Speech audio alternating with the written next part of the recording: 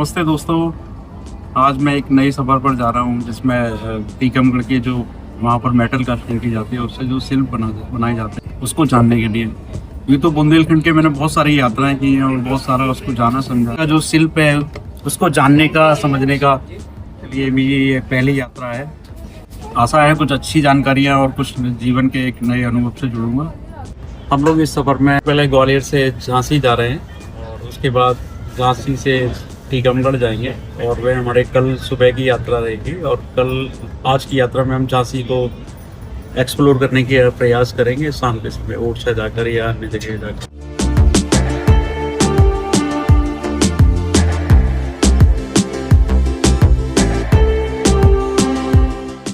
और झांसी अत्यंत प्राचीन शहर है, बड़ा ऐतिहासिक शहर है। यहाँ इसका ये झांसी शहर का इतिहास तो रानी लक्ष्मीबाई से भी जुड़ा है, परंतु इसके साथ साथ बुंदेलखंड का बड़ा इतिहास भी झांसी के संग्रहालयों में और यहाँ के आसपास की इमारतों में दिखाई देता है। यहाँ पर के महलों में आपको प्रसिद्ध भित्ति चित्र देखने को मिल सकते हैं। झांसी शहर में तो बड़े संग्रहालय भी हैं। एक सेंट्रल गवर्नमेंट का है, एक स्टेट गवर्नमेंट का है।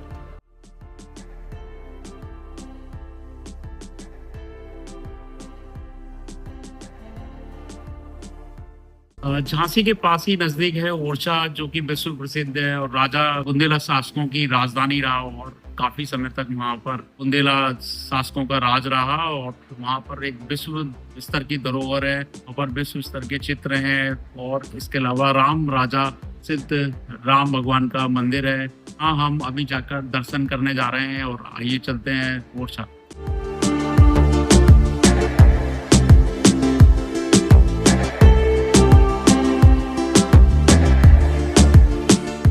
तो अभी हम ओरछा में हैं और बुंदेला शासकों की राजधानी रहा है ओरछा। और ओरछा बहुत ऐतिहासिक जगह है और ओरछा के ये जो स्मारक हैं वो 16वीं शताब्दी में बनाए गए थे। रुद्र प्रताप बुंदेला ने यहाँ पर इस जगह पर यहाँ महल अपने स्थापित किए थे। हमारे पीछे जो महल आप देख रहे हैं वो जहांगीर महल है और वीर सिंह बुंदेला ने जहांगीर के स्वागत में उस महल को बनाया था। बड़ा अद्भुत महल है और उसमें बड़ी अद्भुत चित्रकारी है और उसमें चित्रकारी में मुगल प्रभाव भी दिखाई देता है। और मेरे ही सामने इधर राजा महल है और यह मधुकर शाह के समय का महल है और इसका आर्किटेक्ट बड़ा सुंदर है और इसमें बहुत सारे कक्षों के अंदर 16वीं शताब्दी की चित्रकला बनाई गई है, इसके अंदर दर्शित है। और इसमें हिंदू माइथोलॉजी के बड़े अच्छे चित्र बने हैं, रामायण पर आधारित या विष्णु के दशावतार पर पेंटिंग बनी हुई है और बड़ी प्राचीन मतलब प्रारंभिक चित्र हैं बुंदेलखंड के। और यहाँ से बड़ी लंबी लघु चित्रकला की परंपरा भी शुरू होती है। और ओरछा बड़ा ही सुंदर स्थान है और यहाँ बेतवा नदी है पास से गुजरती है और बहुत अच्छी जगह है। मुझे बहुत अच्छा लगता है यहाँ पर आकर, बहुत सुंदर है यार।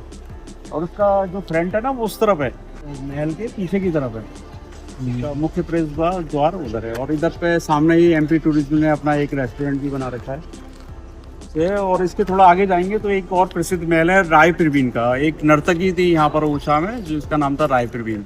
और यहाँ पर बड़े प्रसिद्ध केशव दास जी एक कवि हुए हैं जिन्होंने रसिक प्रिया ग्रंथ लिखा था। राय परवीन उसी बड़ी कवित्री भी थी और यहाँ पर मतलब बड़ा कलात्मक माहौल था 16वीं शताब्दी में, कवियों का, डांसर का और इसके साथ साथ चित्रकार सभी लोग यहाँ पर मकबरे हैं। और इसमें राजा वीर सिंह बुंदेला का, मधुकर शाह का और भी बहुत सारे यहाँ के जो महाराजा रहे हैं उनके जो मकबरे हैं वो बेतवा नदी के किनारे पर बनाए गए हैं। बड़े सुंदर मकबरे हैं। ओरछा बहुत सुंदर जगह है।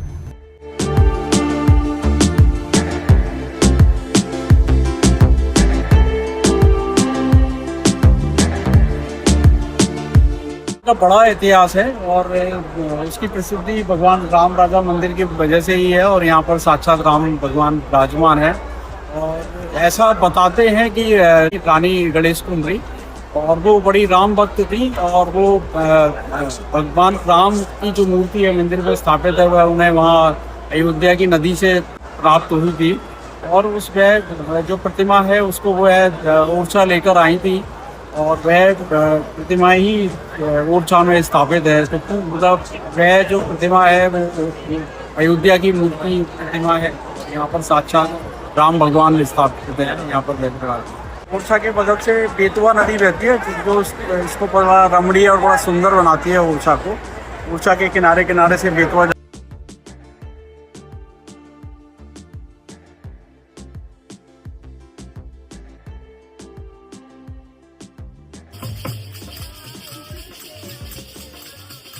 मंदिर बनाया, चतुर्भुज मंदिर बनाया गया था राम भगवान के लिए, परंतु राम भगवान की ऐसी रानी गणेश कुमारी से शर्त थी कि आप मुझे जहाँ विराजमान कर देंगी रानी तो मैं वहीं विराजमान हूँगा। तो जब वो लेके आई थी अयोध्या से भगवान राम को, तो उन्होंने अपनी रसोई में रख दिया था क्योंकि मंदिर उस समय बन नहीं पाया था, पूरा बना नहीं था।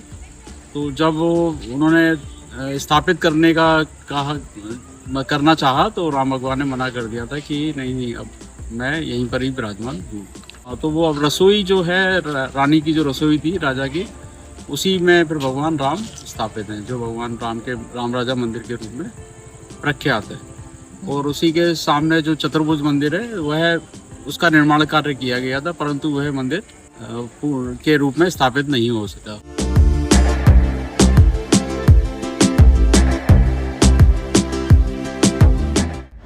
मधुकर शाह के टाइम पे ही राजपाट खत्म हो गया, सब लोग चले गए टीकमगढ़। ठीक, अब उनकी संतान पलती रही उनकी चौथी जनरेशन 1810 के अंदर इंद्रजीत ने 100 साल की उम्र जिए थे। इंद्रजीत ने देखा कि हमारा राजपाट कहाँ तक फैला हुआ है, बोले वहां तक। बोले वहां पे राजपाट कहाँ है? ओडिशा में। बोले किसी का नहीं, राम राजा का। बोले ठीक है, हम उसको सौंदर्यीकरण करेंगे। तो मास्टर प्लान आया 1910 के अंदर इंद्रजीत के टाइम। तो वो मास्टर प्लान आज का फिर हम लोगों ने ओरछा और झांसी के साथ यह यात्रा की और आज हम यहीं समाप्त करते हैं। कल फिर हम टीकमगढ़ के लिए फिर से मिलेंगे।